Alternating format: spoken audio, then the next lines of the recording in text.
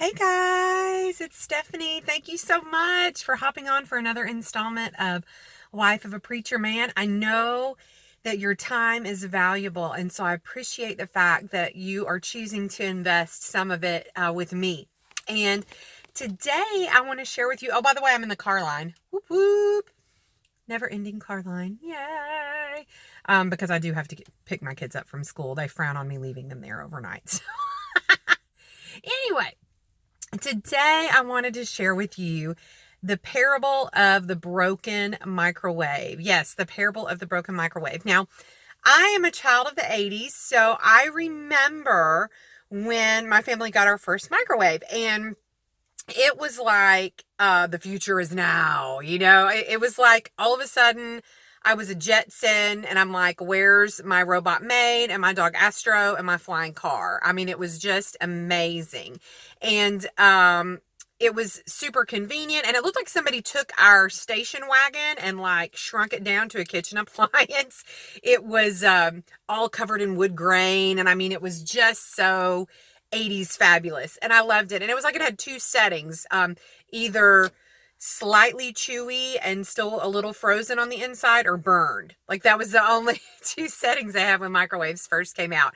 But they have come a long way, and now, of course, I have a microwave and I love it. And that's why it was kind of a bummer a couple of months ago when it started acting super weird. It was like it was possessed. We would make something in it, and then after we would take it out and close the door, the carousel would start spinning again and the light would turn back on, but it wasn't actually cooking anything. So it was kind of weird. And we would like open the door and shut the door and open the door and shut the door, and we'd unplug it and plug it back in, or we'd open the door and just leave it open and hope that it would stop doing this weird thing it was doing, because we really liked the microwave and we knew all the settings, and like it had this quirk about how it did popcorn, and so I knew exactly how to deal with that. And so we really didn't want to replace it because we, other than this weird thing it was doing, it worked all right. We liked it. But it just kept doing that. And we realized that it probably had a short in it, and it was going to just get worse. And what our fear was is that it would turn on by itself and we wouldn't be home, and eventually it would keep going and it would catch on fire and might burn our house down. And so eventually we bit the bullet, and Justin ordered a new microwave for us. And I know you're like, why are you telling me about your microwave? But I got to thinking, a lot of us are a lot like that broken microwave. There is nothing about this social media driven life, this busy modern life that we're living, that says, hey, just stop for a minute, slow down, have a seat, take a breath, don't be so frantic. Our life right now, we're going a million miles an hour, and sometimes, like that microwave, we're just spinning, but we're not doing anything. Because our microwave, when it was broken, the carousel was turning and the light was going, but it wasn't actually cooking anything. So the power was running, but it was useless.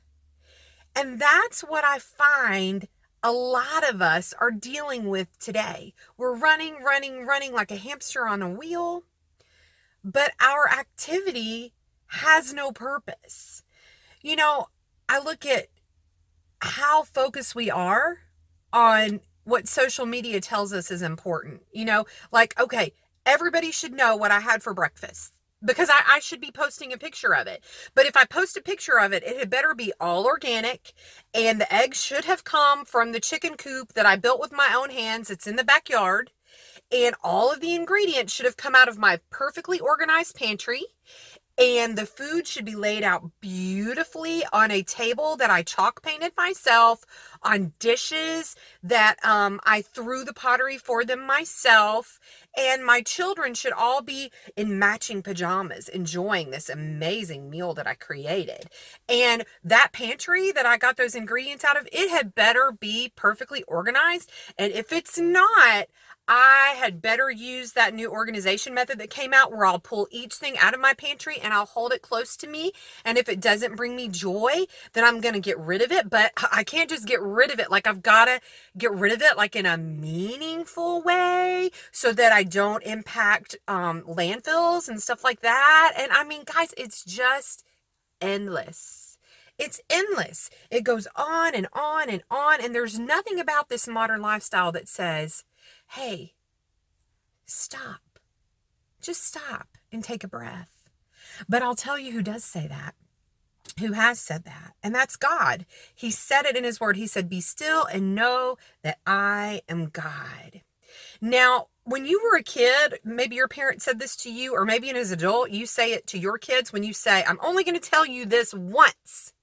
And when my mom or dad said that to me when I was a kid, I knew to pay close attention because it was important. Well, that's kind of like how God is with commands in his word. A lot of times he'll just say it once. So when I get up in the morning, I'm not waiting for the voice of God to say, Stephanie, be still and know that I am God, thus saith the Lord. It's just not going to happen that way. But it seems like we have a really difficult time giving ourselves permission to do just that, to be still. But here's the thing. You don't need permission to be still because God commanded you to. He commanded you to, and he says, I'm only going to say this once. Because this is how God works. All right. He'll share that command in his word, but then he's just going to remind you with that still small voice he has. That's how he speaks to us. And so just like with my microwave, we knew something was wrong because it was running and running and running, but it wasn't doing anything. The same holds true for us. When we feel like we're going, but we're not getting anywhere and there's no purpose in what we're doing, that's that still small voice telling you to slow down. And the thing with the microwave was, that problem with it running on its own, it wasn't that bad. I mean, we could still cook our food with it and stuff, but we knew eventually it was going to become a real problem. It was going to start turning on its own and possibly catch on fire, maybe even burn our house down, right? Well, the same is true for us as people. At first, you think, I can manage this. It's fine. It's fine. I can't sleep at night. And, I'm thinking, I never do anything right. Or I see somebody else who's got it all together and I think, why can't I have it together? And it seems to only affect us. We're the only ones who know maybe that we're struggling. But guys, it's not going to stay that way. It's not going to stay that way. Eventually, you're going to end up in a situation where your spouse sits you down and says, I just don't feel like we're connecting anymore and I think I want out. Or your children end up following your example and start seeking their validation and their purpose from what they see from the media, from social media. And then your happy, bubbly, confident child all of a sudden is quiet and dark and withdrawn because they're dealing with that same internal battle that you are dealing with. Or your boss sits you down and says, hey, your production at work is suffering. Or you're sitting in the doctor's office and you get a really serious diagnosis. Or you end up going down a road you never thought you would go down and you start self-medicating.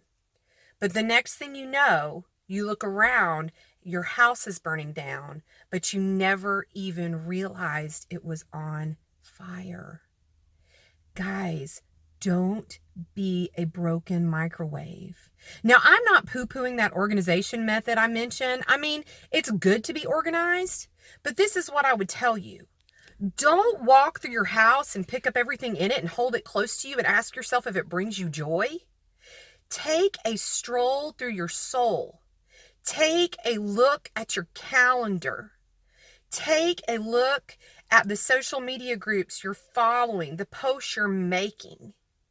And if those things don't bring you joy, if those things don't feed your purpose, and if those things aren't putting something positive into the world around you, then let those things go. Your organized closets and drawers can wait. You have to start with what's happening on the inside. If you will do that, the rest of it will take care of itself. Now, you may be saying, I don't even know what my purpose is. Well, God gave you a great strategy for that. He said, be still and know that I am God. If you will do that, then your days of spinning like a broken microwave will be over. And just like when we got our new microwave and it worked fantastic and we're so thrilled with it and it now is serving its purpose, your life will do the same. It will serve the purpose that God intended. So don't be a broken microwave, you guys. Be still and know that He is God. Thank you. I love you guys. You're awesome. God bless you. Bye-bye.